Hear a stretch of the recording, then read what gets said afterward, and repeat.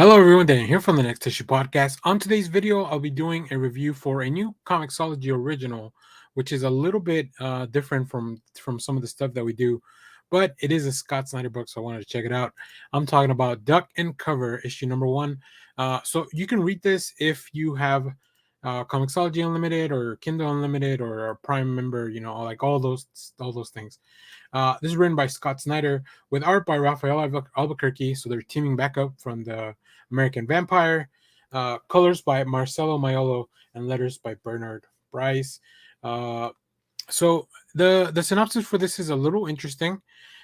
Writer Scott Snyder and Rafael Albuquerque team up again in a manga-influenced teen adventure set in a strange post-apocalyptic America of 1955. This is an interesting. So I didn't read the synopsis before going into this. I just kind of went into the book because Scott Snyder tweeted about it. I have Comixology Unlimited, so I knew it was available for me to watch or for me to read. So definitely gonna check that out.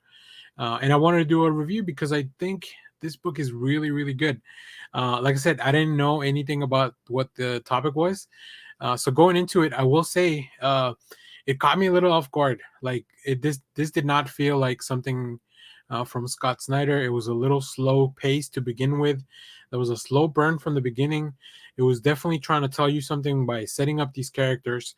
But once this book got its hooks into my brain, I was fully on board for the ride. Let's look at some art as well.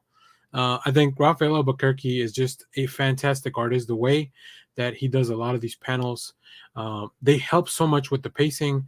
They expand so much on how we see the characters, and just the colors by Maiolo.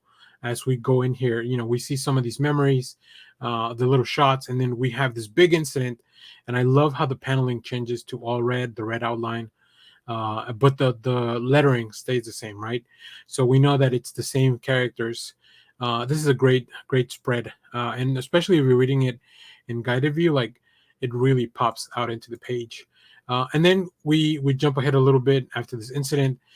We still get some commentary on like America in the 1950s, which it helps explain a little bit what these characters are going to go through in the future. And then we jump ahead a little bit to see the characters as they kind of grown up and moved on, and now we are closer to the time of the incident. And yeah, I love the thematics of like the films and people trying to grow and be themselves and express themselves in different ways. And these characters are a lot of fun to follow around.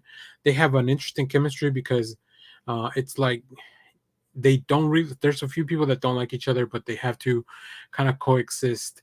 I don't want to give away too much of the last few pages, but things escalate very quickly, as you can see from the cover. So that was a lot of fun to go through, and I really enjoyed this book. As I mentioned, you can read it for free. I'm sure this will be printed as well as some of the other Scott Snyder books from Comixology have been printed later on, collected as single issues and then also as a trade.